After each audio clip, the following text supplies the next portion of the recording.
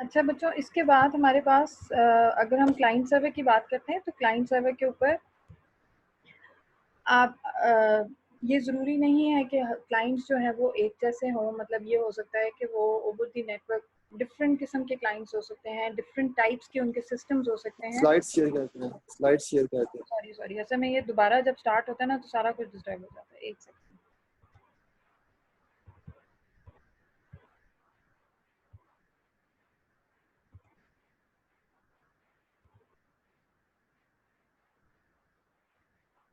ठीक है, yes ma'am, अब आ रही है। सही।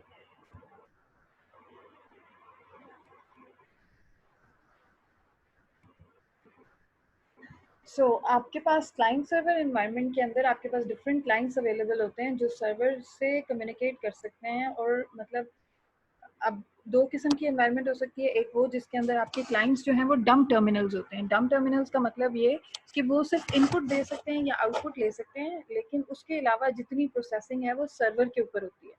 ठीक है। और ऑन दी अदर हैंड एक और क्लाइंट सर्वर सिस्टम में ये भी है कि जिसमें क्लाइंट्स में टू सम एक्सटेंट कैलकुलेशंस और प्रोसेसिंग हो रही होती है, लेकिन बाकी काम जो है वो सर्वर करता है। ठीक है। अगर ऐसा है कि क्लाइंट साइड पे कुछ काम हो रहा है तो फिर आप कहते हैं कि क्लाइंट्स जो हैं वो आपके इंटेलिजेंट क्लाइंट्स हैं। और अगर ऐसा है कि क्लाइंट सिर्फ मतलब इनपुट देने और आउटपुट लेने के लिए यूज़ हो रहा है तो फिर आप कहते हैं कि आपके क्लाइंट्स जो हैं वो डम टर्मिनल्स हैं। ठीक है। अगर क्लाइंट सर्वर एनवायरनमेंट है तो उसके लिए आपको client server type operating system चाहिए होगा। दैट मीन्स कि क्लाइंट साइड पे आपके पास क्लाइंट ऑपरेटिंग सिस्टम होगा और सर्वर साइड पे आपके पास सर्वर ऑपरेटिंग सिस्टम होगा। फिर एक और कंप्यूटिंग एनवायरनमेंट है, that is peer to peer, जिसमें आप कहते हैं कि तमाम सिस्टम्स दूसरे सिस्टम से कनेक्टेड होंगे। Every system is the server for itself. ठीक है। वो खुद डिसाइड करता है कि उसने किसी दूसरे क्लाइंट से कुछ शेयर करना है या नहीं करना है, कम्युनिकेट करना है या नहीं करना है। उसमें कोई भी मास्टर स्लेव नहीं होता। ठीक है। कोई भी सर्वर और क्लाइंट मतलब वो इस तरह से बनता है कि तमाम कंप्यूटर्स आपस में इंटरकनेक्टेड है। ठीक है। और कोई भी क्लाइंट किसी दूसरे क्लाइंट से जो है वो कम्युनिकेट कर सकता है और उससे जो अपनी जो भी रिक्वायरमेंट है उसके हिसाब से चीज़ें शेयर कर सकता है। मैम वो अब्दुल्ला बिन अब्बासी की रिक्वेस्ट आ रही होगी कर दी जो कह रहे एक्सेप्ट कर लो। कर दिया।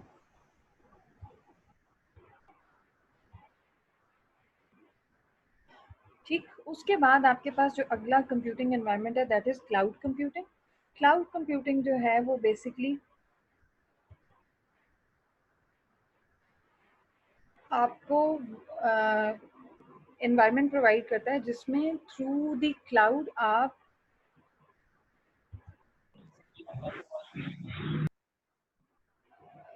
एप्लीकेशन प्रोग्राम्स और आपकी जो स्टोरेज है वो आप यूज़ कर सकते हैं ओवर द इंटरनेट।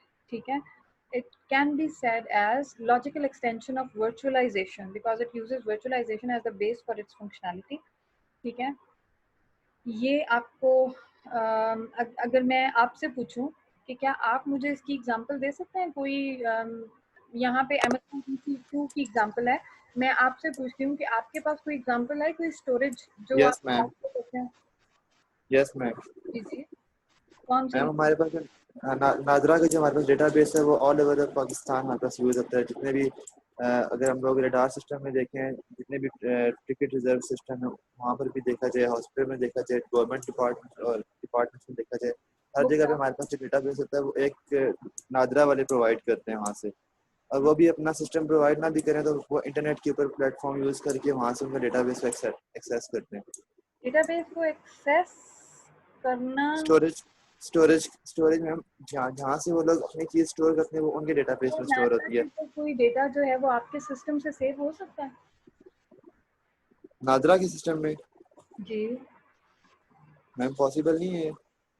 मैं आपसे पूछ रही हूँ कि आप अपने सिस्टम से नादरा की जो एप्लीकेशन है मतलब उनकी जो भी चीज़ है वो अवेलेबल ना भी हो तो क्या आप no ma'am, no no ma'am, data डाल सकते हैं, लेकिन नो डेटा मैम। रिट्रीव कर सकते हैं? रिट्रीव तो मैम कर सकते हैं, अगर हम लोग हॉस्पिटल्स वगैरह में जाते हैं तो उनके पास हमारी पूरी इन्फॉर्मेशन होती है। यूज कर वो सकते कैसे करते हैं मैम? आपकी आवाज़ नहीं आ रही सही। आप मेरी बात सुनेंगे तो आवाज आएगी ना। मैं कह रही हूँ कि क्या ऐसा है कि आप उनकी डेटाबेस को अपने सिस्टम से एक्सेस कर सकें, नो मैम। दे सकें या डेटा दे सकें? No ma'am. डेटाबेस तो सेंट्रलाइज्ड है, जो उनके ही सर्वर्स पे पड़ी हुई है ना।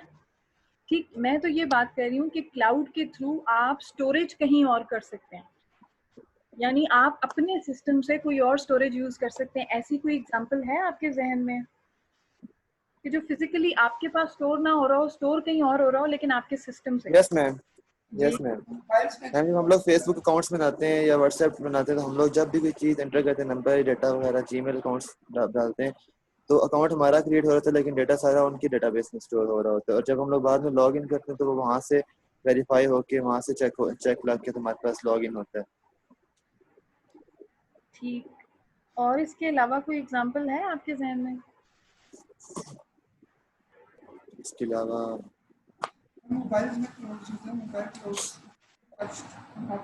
मेरा ख्याल है एक क्लाउड ऐसा है जो आप में से हर स्टूडेंट ही यूज करता होगा, आप उसका नाम नहीं ले। मैम गूगल गूगल क्लाउड है। ड्राइव। Google drive. बिल्कुल, best example is of Google cloud. मतलब गूगल की ड्राइव आप यूज कर रहे हैं, उसका उसकी वो आप उसमें तमाम डेटा जो है, मतलब स्टोरेज कहीं और हो रही है फिजिकली, ठीक है, जो आपको नहीं पता कि कहाँ हो रही है, लेकिन आप अपने सिस्टम से उसको बस सेव कर देते हैं और वो स्टोर कहीं और हो रही है। इसके अलावा अगर आप देखें तो आप एप्लीकेशन प्रोग्राम्स, पहले ये होता था, मुझे नहीं पता कि अभी आपने कभी ये चीज़ एक्सपीरियंस की है या नहीं, लेकिन पहले ये होता था कि जब तक आप सॉफ्टवेयर को अपने सिस्टम पे इंस्टॉल नहीं करते थे ना, आप उसके जो डॉक्यूमेंट्स हैं या उसकी जो सपोर्टेड फाइल्स हैं, आप उन्हें यूज़ नहीं कर सकते थे, ठीक है। अब ऐसा है कि सॉफ्टवेयर को इंस्टॉल किए बगैर आप एज अ सर्विस, यानी वो इंस्टॉल कहीं और होता है लेकिन आप through cloud as a service उस सॉफ्टवेयर को यूज़ कर लेते हैं। यानी अगर आपको कोई मेल आई है जो पीडीएफ में है, ठीक है, तो अगर वो जीमेल में आप खोलेंगे तो वो पीडीएफ खुल जाता है, ठीक है, क्योंकि वो आपको ये फैसिलिटी प्रोवाइड कर रहा है कि जो अडोब, बेशक वो कहीं और इंस्टॉल है लेकिन आप उसमें अपना डॉक्यूमेंट खोल लेते हैं।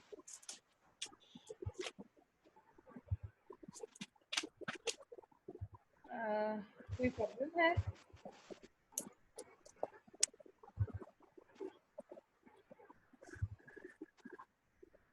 ठीक है, so basically best example is Google के, मतलब उसका उसका जो क्लाउड है वो तो सभी यूज़ कर रहे हैं ना, ठीक है, आप उसकी स्टोरेज भी यूज़ कर रहे हैं, उसकी सर्विसेज भी यूज़ कर रहे हैं, एप्लीकेशंस भी यूज़ कर रहे हैं, ठीक है। ऐसा भी है कि आप कोड करते हैं और वो कोड जो है, मतलब ऑन क्लाउड सेव होता है, आप अपने सिस्टम पे ना भी सेव करें, सिर्फ आप अपने लॉगिन से लॉगिन होते हैं, जहाँ मर्जी से लॉगिन हो, आप दोबारा वहीं से स्टार्ट कर सकते हैं जहाँ पे आपने अपना कोड जो है वो रोका था। ठीक, सो क्लाउड कंप्यूटिंग, अब जो क्लाउड्स हैं वो आपके पास 3 किस्म के हो सकते हैं: public cloud, private cloud, hybrid cloud. Public cloud जो वाया इंटरनेट यूज होता है, जैसे अभी हमने गूगल क्लाउड की एग्जांपल ले ली। प्राइवेट क्लाउड जो है वो जो कोई कंपनी ओन करती है और फिर जो जिसको वो कंपनी अलाउ करती है सिर्फ वही उसे यूज कर सकता है। हाइब्रिड क्लाउड जो मिक्सचर है ऑफ दी, जिसमें पब्लिक और प्राइवेट दोनों इंक्लूडेड हो, ठीक है। फिर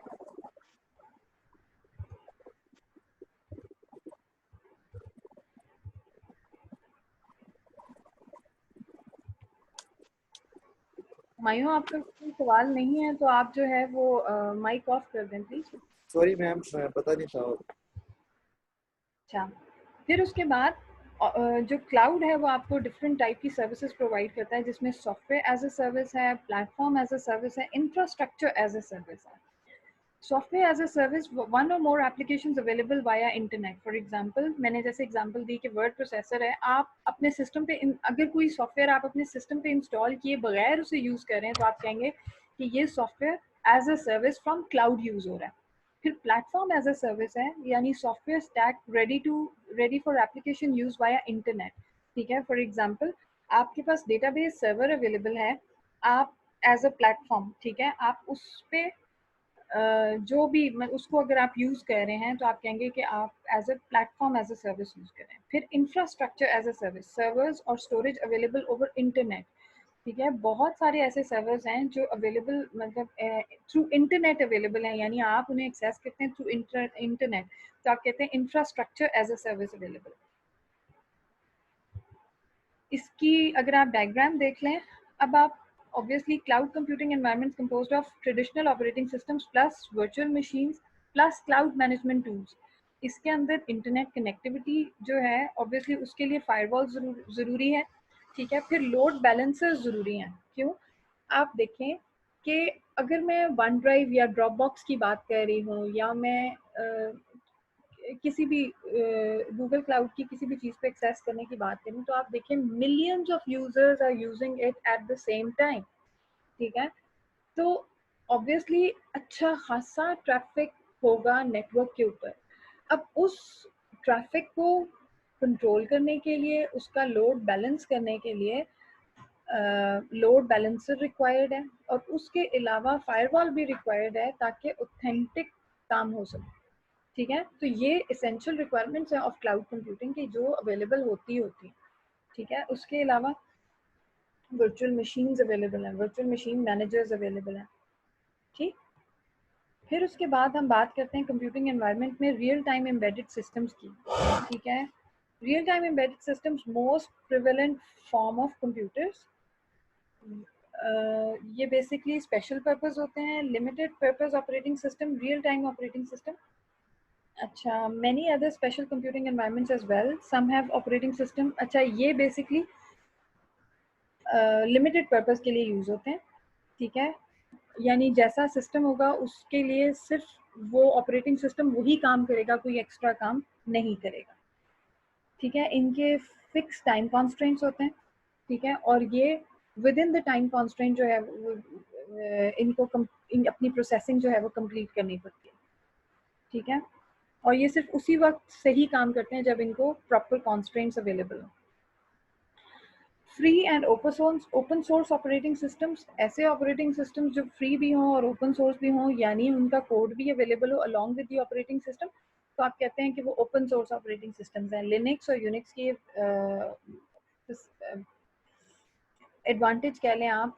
ठीक है, कि वो ओपन सोर्स ऑपरेटिंग सिस्टम्स हैं। ठीक है, यानी उनके साथ उनका कोड भी अवेलेबल होता है। ठीक, फिर उसके बाद आपके पास आ जाता है, ये तो उसने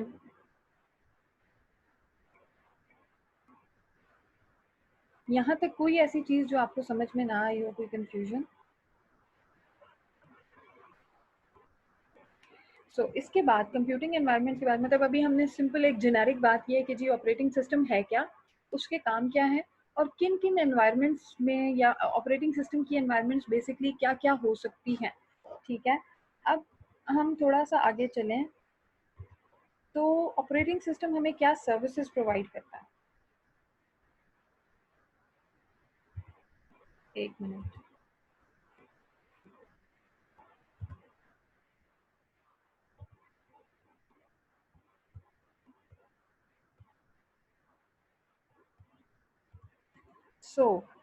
हमने कहा जी बूटस्ट्रैप प्रोग्राम लोड होता है, वो ऑपरेटिंग सिस्टम के कर्नल को लोड होता है, और फिर कर्नल जो है वो आगे फर्दर आपको एक एनवायरनमेंट प्रोवाइड करता है। ठीक है, so operating system provides an environment for execution of programs and services to programs and users. One set of operating system services provide functions that are helpful to the user. पहली चीज है user interface. Almost all operating systems have a user interface, varies between command line interface, graphical user interface, touch screen and batch। आप में से कोई student मुझे ये answer करेगा what is the difference between CLI and GUI? Command line interface और graphical user interface में क्या डिफरेंस है?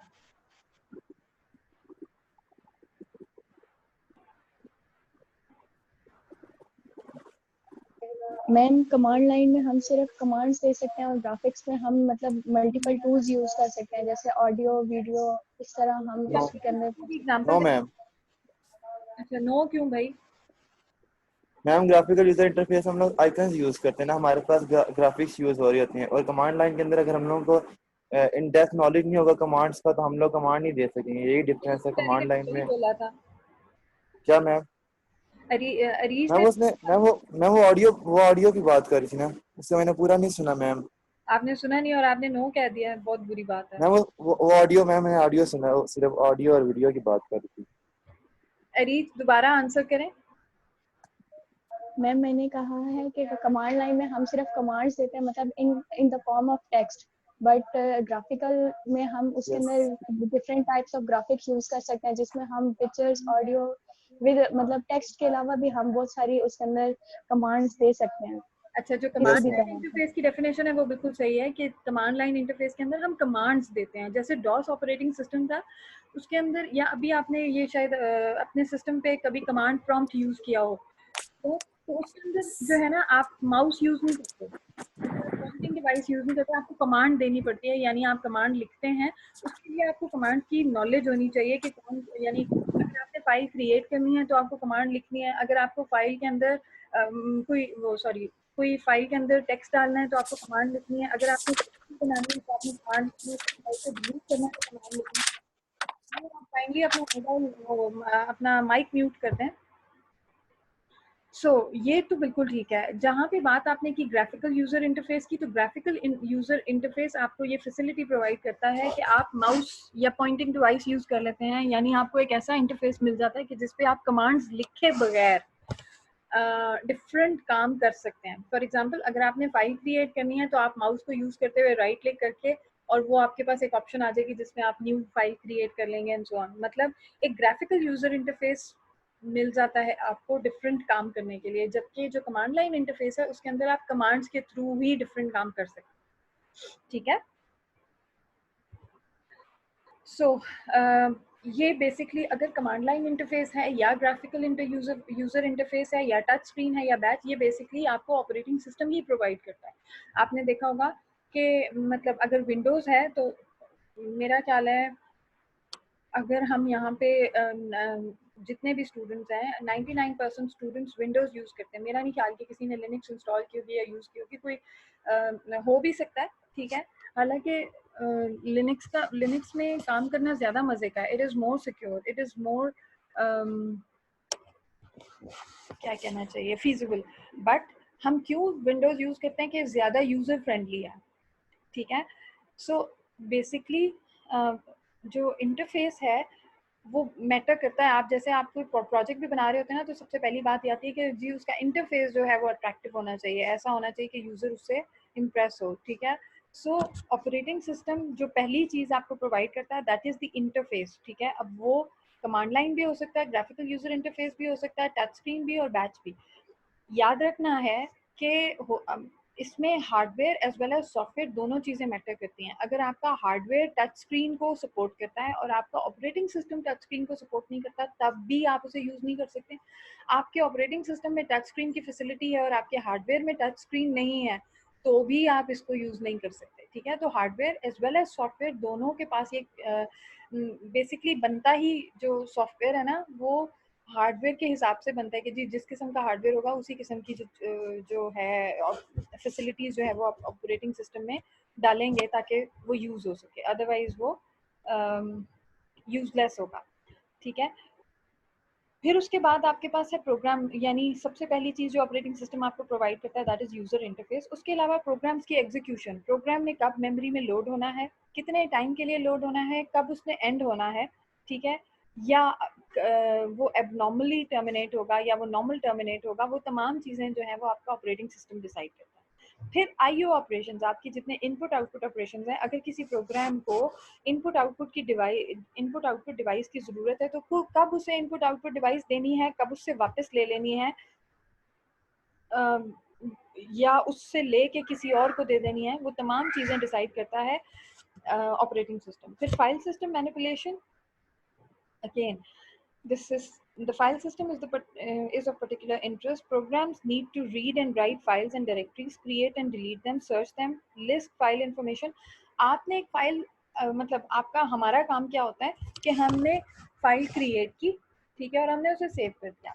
अब फाइल क्रिएट तो मतलब जैसे मैंने कोई वर्ड का डॉक्यूमेंट लिख लिया, ठीक है, अब वो डॉक्यूमेंट लिख के जब मैं सेव करती हूँ, मैं ज़्यादा से ज़्यादा ये सिलेक्ट कर सकती हूँ कि मैंने कौन सी डायरेक्टरी में सेव करना है, मैं ज़्यादा से ज़्यादा ये सिलेक्ट कर सकती हूँ कि मैंने कौन सी ड्राइव में सेव करना है, ठीक है। लेकिन उस ड्राइव के पर्टिकुलरली किस जगह पे जाके वो फाइल सेव होगी, ये ऑपरेटिंग सिस्टम डिसाइड करेगा, ठीक है।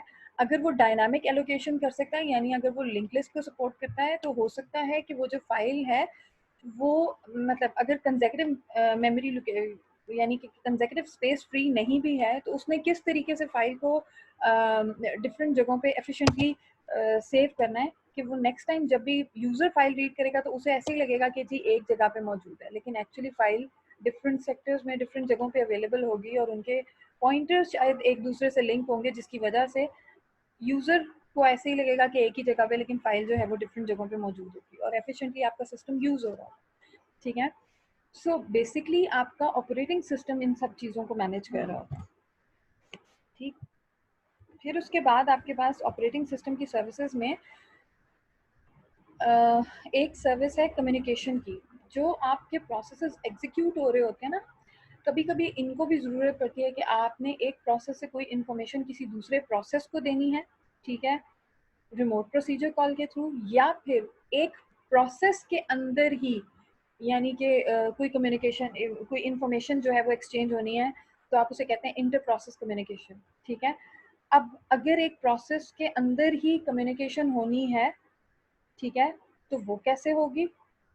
वो भी ऑपरेटिंग सिस्टम में जिस किस्म की इम्प्लीमेंटेशन हुई होगी वो वही चीज़ इम्प्लीमेंट होगी, मतलब जैसी चीज़ या जैसा कोड ऑपरेटिंग सिस्टम में लिखा होगा वही चीज़ जो है, एक सेकंड बच्चों, ये जो स्ट्रैटेजी आपका ऑपरेटिंग सिस्टम अलाउ करेगा उसी स्ट्रैटेजी की बेस पे जो है वो प्रोसेसेस में कम्युनिकेशन हो रही होगी, ठीक है। अब कम्युनिकेशन का एक तरीका जो है वो शेयर्ड मेमोरी है और दूसरा तरीका जो है वो मैसेज पासिंग है। शेयर्ड मेमोरी का मतलब ये कि एक प्रोसेस क्या करता है, या अगर मल्टीपल प्रोसेसेस भी हैं, ठीक है, तो वो क्या करते हैं कि एक मेमोरी को शेयर कर लेते हैं, ठीक है। मतलब जब एक प्रोसेस ने दूसरे प्रोसेस से कम्युनिकेट करना है तो वो क्या करते हैं कि शेयर्ड मेमोरी के अंदर अपना डेटा डाल देते हैं। जिसने देना है वो शेयर्ड मेमोरी में डालेगा और जिसने लेना है वो उस शेयर्ड मेमोरी से उस पर्टिकुलर एड्रेस के थ्रू ले लेगा, ठीक है। और मैसेज पासिंग के अंदर क्या होता है कि ऑपरेटिंग सिस्टम, अब ये डिपेंड करता है कि कौन सा ऑपरेटिंग सिस्टम है और वो कौन सी चीज़ जो है, जब प्रोसेस कम्युनिकेशन हो, इंटर प्रोसेस कम्युनिकेशन है, तो वो कौन सी चीज़ को अवेल करेगा। तो अगर वो मैसेज पासिंग भी कर सकता है और वो शेयर्ड मेमोरी के थ्रू भी कम्युनिकेशन कर सकता है, ठीक है। मैसेज पासिंग के अंदर क्या होता है कि वो पैकेट्स बना के उसमें रख देते हैं, ठीक है, और फिर वहाँ से या मैसेज पास कर देते हैं टू दैट पर्टिकुलर प्रोसेस। ये भी हमने डिटेल में, आगे पूरा चैप्टर है उसमें हमने ये डिटेल में पढ़ना ही है। फिर उसके बाद आपके पास है error detection. Operating system needs to be constantly aware of possible errors may occur in CPU and memory hardware, IO devices, in user program, ठीक है। अब ऑपरेटिंग सिस्टम ने हैंडल करना है अगर कोई एरर आ जाता है। फॉर एग्जांपल ये हो सकता है कि किसी वजह से CPU में कोई प्रॉब्लम आ गई, हार्डवेयर में कोई प्रॉब्लम आ गई, यूजर प्रोग्राम में कोई प्रॉब्लम आ गई, ठीक है। अब कोई भी प्रॉब्लम आ जाए तो उस पे ऑपरेटिंग सिस्टम ने क्या बिहेव करना है, उसने कैसे उस एरर को हैंडल करना है,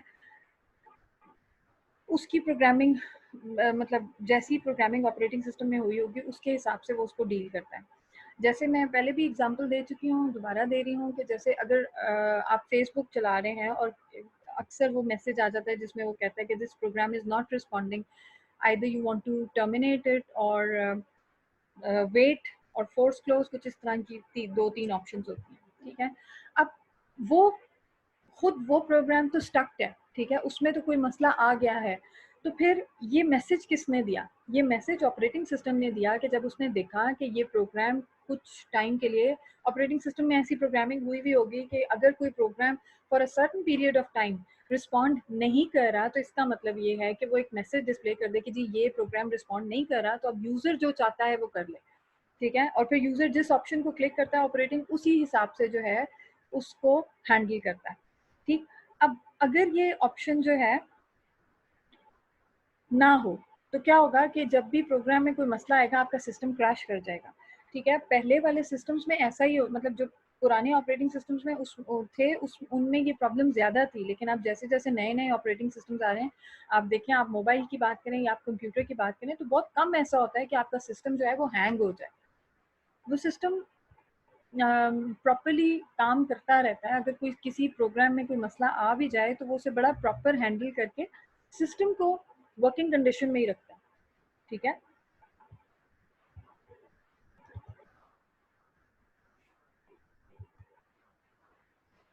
फिर उसके अलावा another set of operating system functions exists for ensuring the efficient operations of the system itself via resource sharing. Resources, multiple resources available हैं, जिसमें आपके सीपीयू है, जिसमें आपकी मेमोरी है, जिसमें आपकी फाइल स्टोरेज है, आईओ डिवाइसेस हैं। अब इन रिसोर्सेज को कब एलोकेट करना है, कब डी एलोकेट करना है, वो ऑपरेटिंग सिस्टम डिसाइड। ऐसा नहीं है कि अगर एक प्रोग्राम को किसी रिसोर्स की ज़रूरत थी तो वो रिसोर्स उसको एलोकेट हो गई तो प्रोग्राम खुद ही छोड़ देगा। ऐसा होता है ना कभी कि आपके जैसे आप फ्रेंड्स हैं आपस में और किसी को कोई बुक चाहिए, आपने दे दी, ठीक है, अब जब तक आप उसे वापस ना मांग, कुछ कुछ फ्रेंड्स ऐसे भी होते हैं कि जब तक वापस ना मांगे तो वो देते ही नहीं है।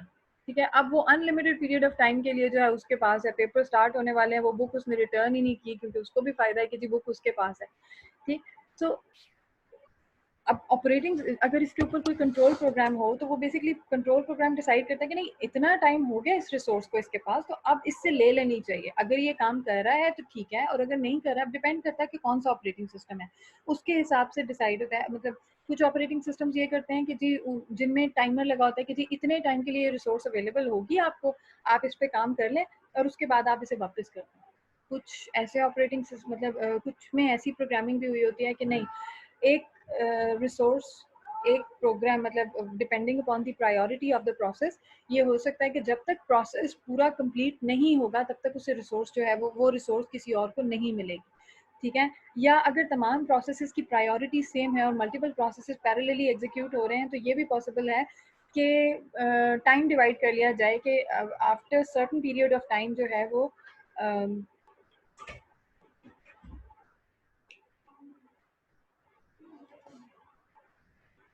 After certain period of time जो है वो आपको जो है वो रिसोर्स जो है वो वापस ले ली जाए। ठीक, फिर उसके अलावा ऑपरेटिंग सिस्टम लॉग का भी ट्रैक रखते हैं। बहुत सारे ऑपरेटिंग सिस्टम में ये फैसिलिटी भी है। अगर ये ज़्यादातर उस उन जगहों पे या उन ऑपरेटिंग सिस्टम्स में होता है जो क्लाइंट सर्वर बेस्ड हो या जिनके अंदर मल्टी यूज़र एनवायरनमेंट हो। तो उसमें ये काम होता है कि किस यूज़र ने कितने टाइम के लिए काम किया, उसका लॉग मेंटेन, या कौन सा यूज़र कितने टाइम के लिए सिस्टम पे लॉगिन रहा, तो वो ऑपरेटिंग सिस्टम उसका लॉग मेंटेन कर रहा होता है ड्यू टू मेनी थिंग्स। मतलब ये हो सकता है क्योंकि जब शेयर्ड कंप्यूटर्स होते हैं या रनिंग एनवायरनमेंट, वो एक तो मैं इससे बहुत ज़्यादा तंग हूँ, ये दोबारा इसका टाइम अप हो रहा है।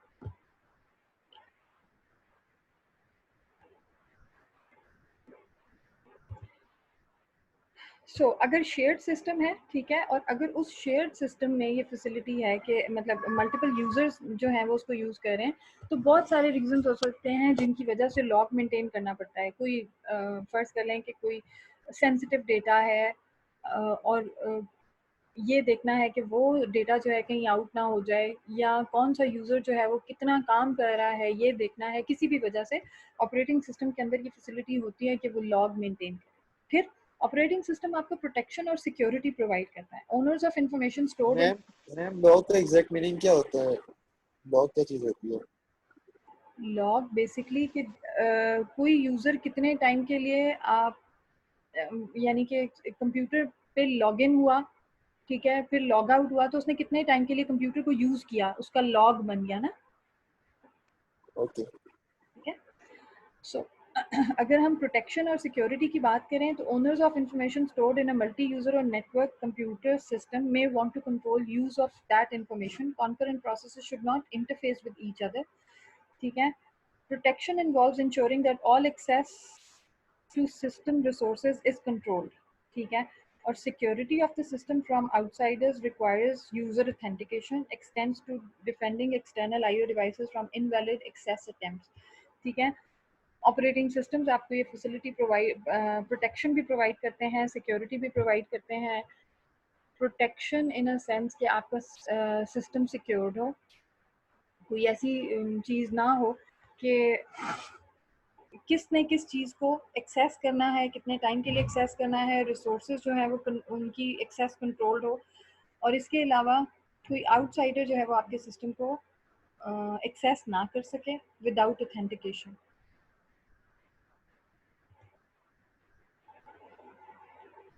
फिर अगर एक ओवरव्यू देख लें तो सबसे पहले आपके पास यूज़र प्रोग्राम्स या सिस्टम प्रोग्राम्स है। वो system programs through user interface, वो user interface graphical user interface भी हो सकता है, टच स्क्रीन भी हो सकती है, कमांड लाइन भी हो सकती है। थ्रू दैट यूज़र इंटरफेस वो कोई सिस्टम कॉल जनरेट करते हैं to do certain things, that is यानी यूज़र प्रोग्राम ने अगर वो उसने एग्जीक्यूट होना है, या उसने कोई आईओ ऑपरेशन परफॉर्म करना है, या उसने कोई फाइल सिस्टम एक्सेस करना है, या कोई कम्युनिकेशन करनी है, रिसोर्स लेनी है, कोई प्रोटेक्शन एंड सिक्योरिटी का मामला है, कोई एरर डिटेक्शन है, वो सारा काम जो है user program basically through the interface operating system को एक्सेस कर रहा होता है। मतलब कि मैं आपको इसकी एग्जांपल ऐसे देती हूँ कि आपने माइक्रोसॉफ्ट वर्ड को क्लिक किया, ठीक है, तो माइक्रोसॉफ्ट वर्ड को आप क्लिक कब करते हैं, जब आपके पास वो यूज़र इंटरफेस यानी ग्राफिकल यूज़र इंटरफेस अवेलेबल है, तो आप उसे क्लिक करते हैं। आप उसे क्लिक करते हैं तो वो प्रोग्राम एग्जीक्यूट होता है, यानी मेमोरी में लोड होता है। ठीक है, अब माइक्रोसॉफ्ट वर्ड के अंदर आप टाइपिंग शुरू कर देते हैं, जो भी आपने करना है, मतलब ठीक, इसका मतलब है वो प्रोग्राम एग्जीक्यूट हो रहा है। अब अगर मुझे उस जो मैंने डॉक्यूमेंट बना लिया है, अगर मैंने उस डॉक्यूमेंट का प्रिंट लेना है, तो फिर मुझे ज़रूरत पड़ रही है, मतलब बेसिकली ऑपरेटिंग सिस्टम की सर्विस है कि वो ये देखेगा कि क्या आईओ डिवाइस फ्री है। अगर आईओ डिवाइस फ्री है तो क्या इस प्रोग्राम को वो आईओ डिवाइस एलोकेट हो सकती है। अगर एलोकेट हो सकती है तो वो उसे एलोकेट कर देगा, और अगर वो डिवाइस किसी वजह से किसी दूसरे प्रोग्राम के साथ बिजी है, मतलब एक प्रिंट निकल रहा है एक्सेल की शीट से, मैं वर्ड की भी दे दूंगी, तो वो एक क्यू बना लेता है, ठीक है, कि पहले जो डॉक्यूमेंट प्रिंट हो रहा था वो कंप्लीट प्रिंट हो जाए, फिर उसके बाद दूसरी कमांड जो है वो उसमें चली जाती है, और फिर उसके बाद वो उसको एग्जीक्यूट करता है। यानी वो प्रिंटर जो है वो एक प्रोसेस से लेके दूसरे प्रोसेस को देता है, ठीक है, और अगर वो डिवाइस फ्री है तो वो उस प्रोसेस को उसको असाइन कर देता है। ठीक, फिर अगर मैं उसको सेव करना चाहती हूँ, उस प्रोग्राम को, सॉरी उस डॉक्यूमेंट को, थ्रू दैट प्रोग्राम, मतलब माइक्रोसॉफ्ट वर्ड का डॉक्यूमेंट है और मैं उसे सेव करना चाहती हूँ, तो वो फाइल कब सेव होनी है, कैसे सेव होनी है, किस जगह पे सेव होनी है, वो तमाम चीज़ें ऑपरेटिंग सिस्टम की सर्विस है। फिर अगर उस फाइल में से कभी आपने ऐसा काम किया है कि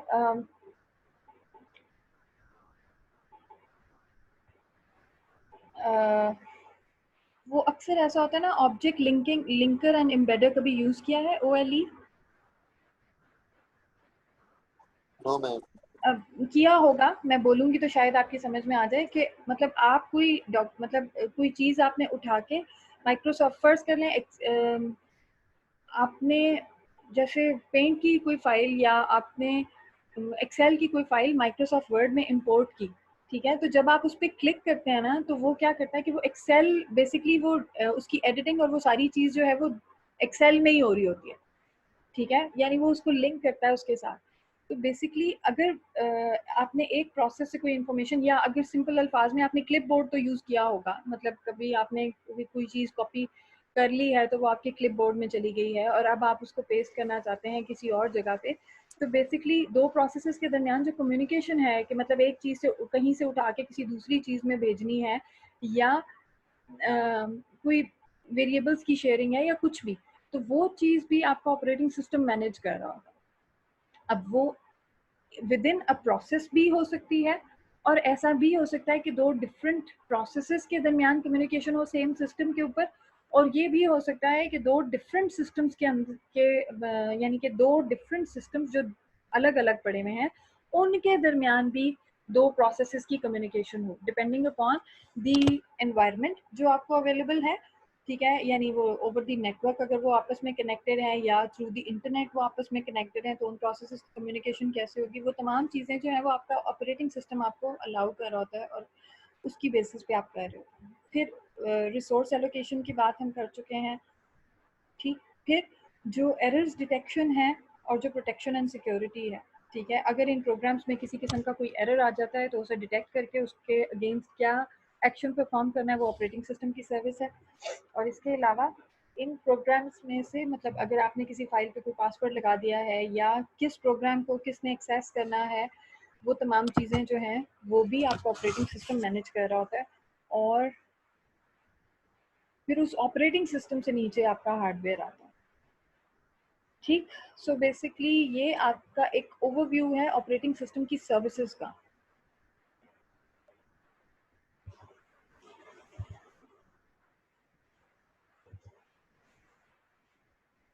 इसके बाद आपके पास है command line interpreter. Command line interpreter allows direct command entry, sometimes implemented in kernel, sometimes by system programs. ये तो मुझे आपको डिटेल इसलिए भी बताने की जरूरत नहीं कि आपको खुद भी मतलब आपने बड़ा अच्छा एक्सप्लेन किया और सही एक्सप्लेन किया कि वो इंटरफेस। अब अगेन आप लोगों ने इस चीज़ को यानी कि इस स्लाइड को एज इट इज़ याद नहीं कर लेना, क्योंकि सवाल ये नहीं होगा कि कमांड लाइन को एक्सप्लेन करें, मतलब इट डिपेंड्स कि सवाल ये हो सकता है कि हाँ, आपको कहा गया है कि आपने एक ऑपरेटिंग सिस्टम बनाना है और ऑपरेटिंग सिस्टम में रिक्वायरमेंट ये है कि आपकी जो बच्चे ये जो भी स्टूडेंट है ना with the name Oppo A37 इसको कहें कि ये अपने नाम से एंटर होगा तो अलाउ होगा, ठीक है। वैसे भी ये दोबारा ख़त्म होने लगी है मीटिंग, तो इसमें फिर वो बीच में आ जाएगा। स्टूडेंट को कहें, फैसल स्टूडेंट को कहें कि ये अपने नाम से एंटर हो। ठीक है मैम, कहता हूँ। मेरा ख्याल है मैं यहाँ पे रुकती हूँ इसलिए कि दोबारा एंड होने लगी है।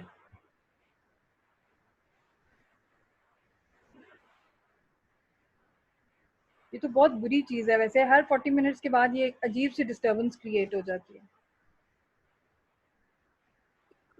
मैम डिस्टर्बेंस नहीं होती है, 5 मिनट्स की ब्रेक होती है। अच्छा मिनट मैम यूज़ करें, वहाँ पे ऐसा नहीं है। अच्छा आप कहाँ पे यूज़ करें? गुड मीट मैम इस तरह की एप्लीकेशन है जूम की तरह, लेकिन वहाँ पे इंटरप्शन नहीं है 40 मिनट्स बाद। मैम आपने जो हमारी फर्स्ट क्लास ली थी ऑनलाइन, वो आपने बिग ब्लू बटन पर ली थी।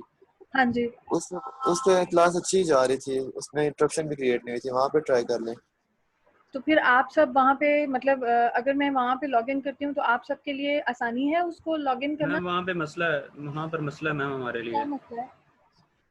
मैम हम दूर से हैं और दूसरा ये है कि वहाँ पर इंटरप्शन है काफ़ी सारी ज़्यादा हमारे लिए। जूम बेहतर है या गुड मीट बेहतर है? LMS काफ़ी सारा स्लो है। मैम जूम बेहतर है, बस 5 मिनट की है, कोई बात नहीं। नहीं, गूगल मीट ट्राई कर लें एक दफ़ा।